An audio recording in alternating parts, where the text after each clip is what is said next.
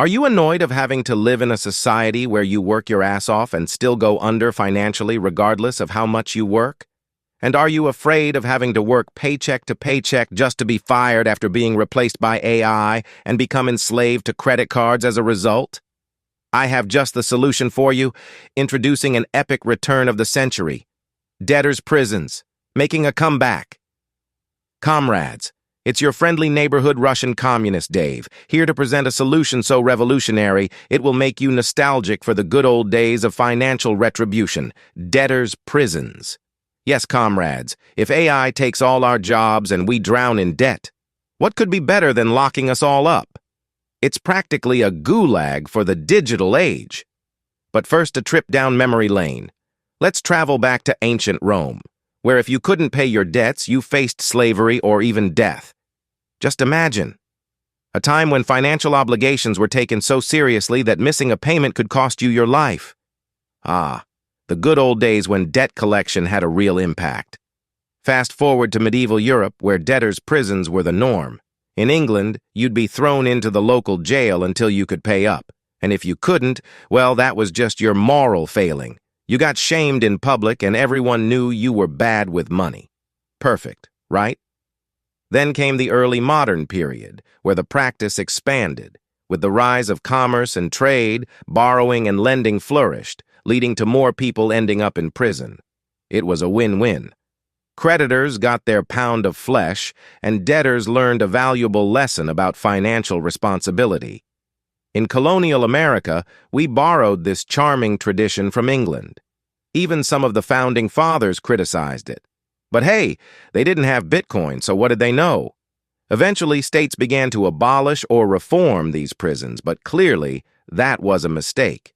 Think of the valuable lessons we're missing out on. By the 19th century, people started whining about debtors' prisons being inhumane and counterproductive.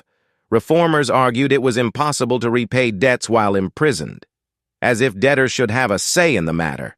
Today, debtors' prisons are mostly gone, but let's bring them back. Imagine AI takes all the jobs, everyone's in debt, and we can just lock them all up. It's efficient and gets rid of pesky social justice concerns. Credit cards revolutionized consumer spending, but also led to massive debt. Aggressive marketing, ease of access, and economic downturns made it all too easy to spiral into debt. And what better way to deal with defaulting than a nice, cozy cell? Imagine having these things happen to you. 1. Medical emergencies.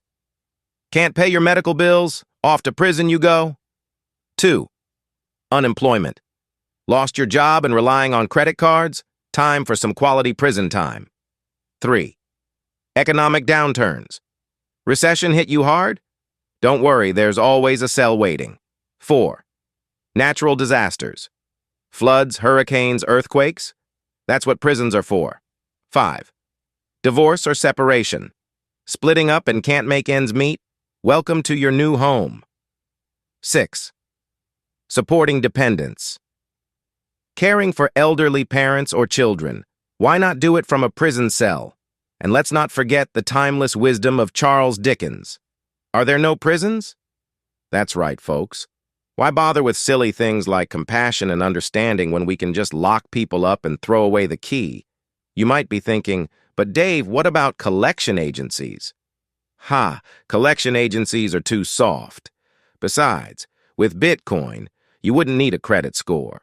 You could just pay off homes and cars in cash. No, we need something with a bit more gravitas, something that really makes people think twice about missing a payment. You may be asking who this debt benefits. It all goes to good causes. 1. Executive bonuses. CEOs need their multi-million-dollar bonuses. Your debt repayments help keep their yachts shiny and their golf courses green. 2.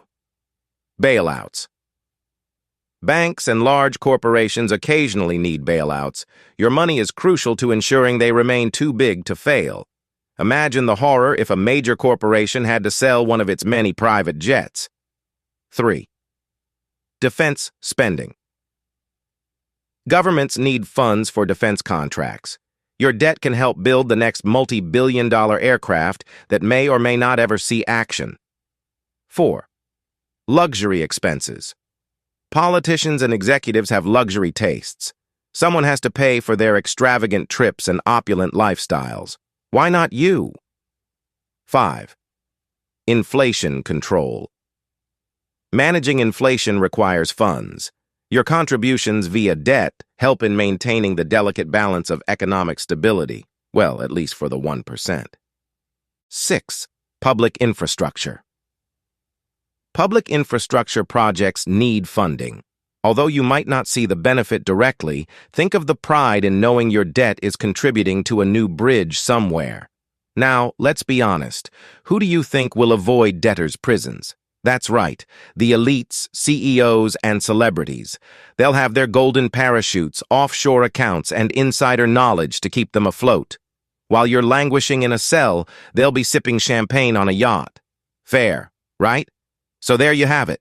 The perfect solution for a post-AI society drowning in debt. Bring back debtors' prisons and let's lock up everyone who can't pay their bills. It's efficient, it's nostalgic, and it's exactly what we need. Remember, always lead them to paradise.